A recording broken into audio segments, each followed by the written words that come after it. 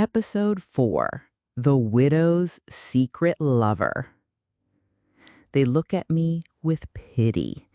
Everywhere I go in this town, I see it in their eyes, the sadness, the sympathy, the whispers behind polite smiles. They call me Poor Margaret, the grieving widow, the woman who lost her husband too soon. At church, they squeeze my hand and say they're praying for me. At the grocery store, they tilt their heads and ask how I'm holding up. But here's the truth. I don't need their pity because I'm not grieving. Not the way they think.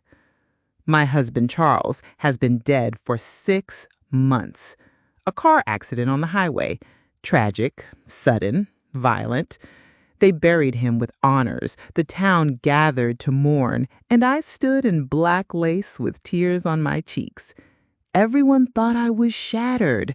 Everyone believed I'd lost a love of my life. But I had already lost him years before that. Charles wasn't the man people thought he was. On the outside, he was a devoted husband, a successful businessman, a respected member of the community. Behind closed doors, he was cold, controlling, cruel in ways that left no marks but scars all the same. I don't know when love turned to duty. Maybe it was the 2nd year of our marriage when he started disappearing on business trips. Maybe it was when I caught him in lies, smelled perfume that wasn't mine on his jacket, found receipts for hotel rooms we never stayed in together. I confronted him once, just once. He didn't deny it. He just laughed. Do you really think anyone would believe you? And he was right. So I stayed, because what else could I do? Leave him?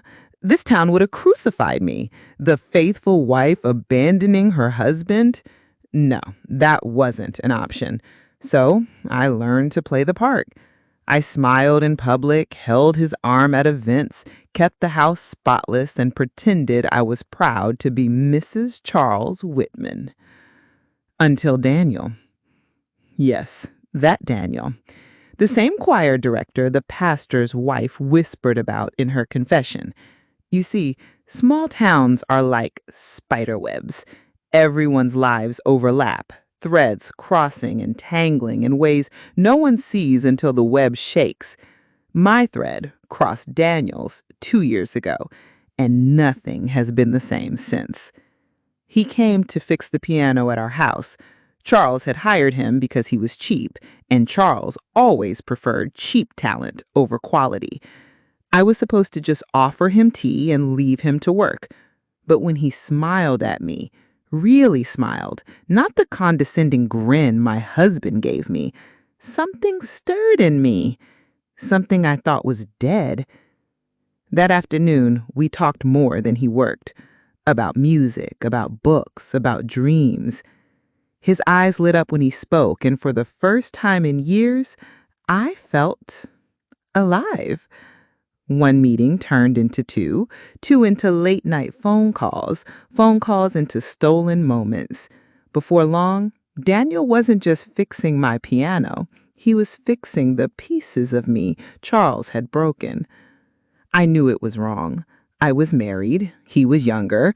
The scandal would have destroyed us both.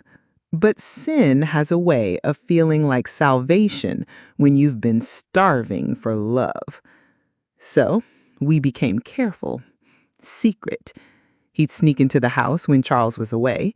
We'd meet in the woods on the edge of town, hidden under the canopy of trees, hearts pounding with both fear and desire. And yes, I loved him. Not the way I once thought I loved Charles, not with duty or obligation, with fire, with the kind of passion that makes you forget the world exists. But passion always comes with a price. The night Charles died, he was leaving town for another business trip. I knew where he was really going. Another woman. Another lie. He kissed me on the cheek like always, grabbed his suitcase, and stormed out without looking back.